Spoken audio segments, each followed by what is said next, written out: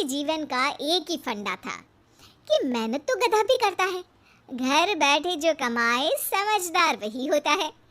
इसीलिए उसने कभी नौकरी ही नहीं ढूंढी।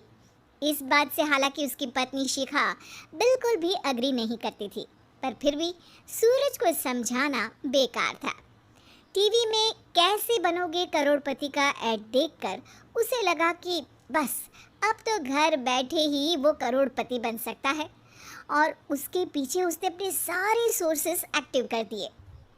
2 हफ्ते में उसके कलीग के साले के पड़ोसी के बेटे का सोर्स निकलता है जो कि उसे शो में पहुंचा सकता है, और सूरज उससे मिलने चला जाता है।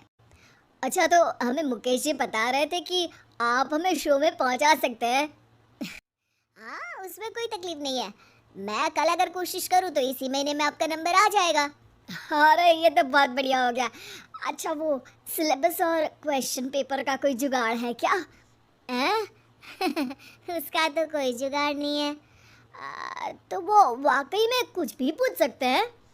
हाँ, वो तो बच्चन जी पर है, जो पढ़ते हैं वो पूछ लेते हैं। पहली कोशिश फेल होने पर अब सूरज के सामने एक बहुत बड़ा सवाल था कि आखिर जवाब कहाँ से लाए।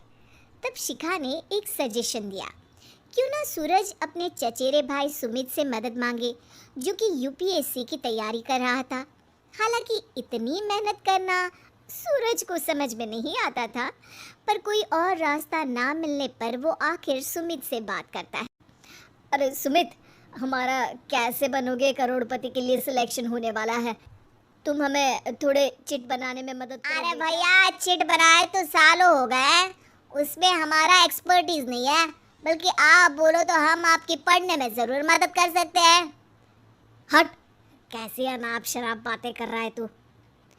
सूरज ने सुमित को मना तो कर दिया था, पर तैयारी करने के सिवाय कोई चारा उसे दिख भी नहीं रहा था, खासकर जब 12 के पेपर लीक करने के एक्सपर्ट शुक्ला जो भी हाथ जोड़ लेते हैं। आखिर सूरज को सुमित के पास जाना ही पड़ा, और उसने सुमित और शिखा से वादा किया कि वो बहुत मेहनत करेगा। 1 महीने की तैयारी के बाद फाइनल हुआ कि शो से 1 हफ्ते पहले एक ट्रायल खेला जाएगा, जहां पर सारे रिश्तेदार ऑडियंस की जगह पर होंगे और शिखा सवाल पूछेगी। दूर दराज से भी रिश्तेदार आकर हाजिर हो गए देखने कि आखिर कैसे बनेगा सुमित करोड़पति।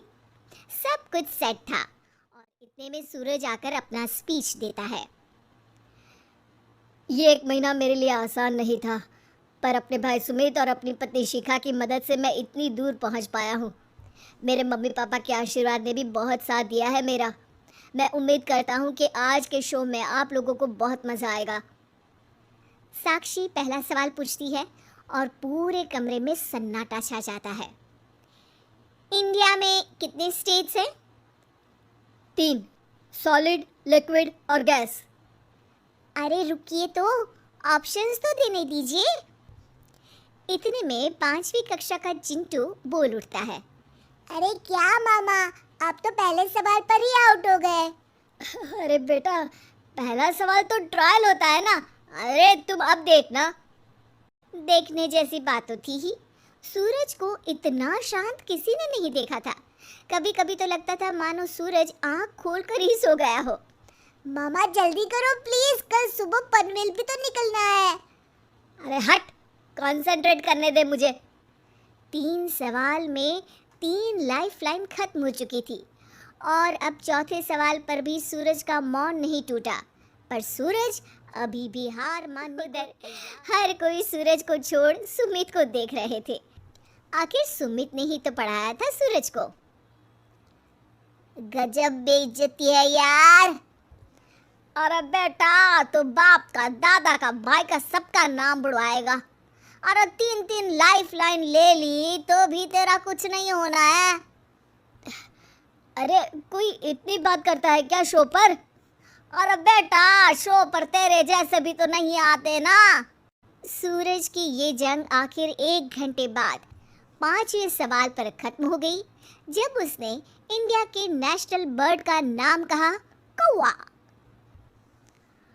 अरे बेटा, मज़ा तो बहुत आया, बस थोड़ा टाइम पर खत्म होता तो आनंद भी आ जाता।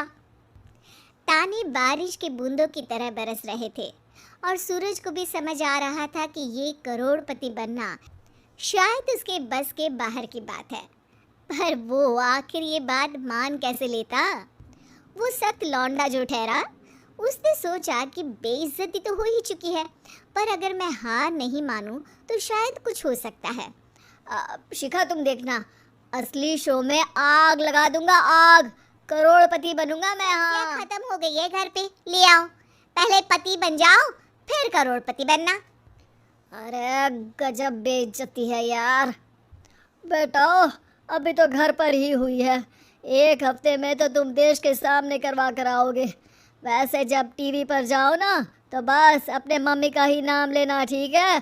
कोई पूछे तो बोलना कि पापा नहीं है मेरे। पढ़ाई की, पेपर निकलवाए, इतने सारे लोगों को खाना खिलवाया, क्या फर्क पड़ा? इसीलिए मैं कहता हूँ कि मेहनत तो गधा भी करता है, घर बैठे जो कमाए वही सिकंदर।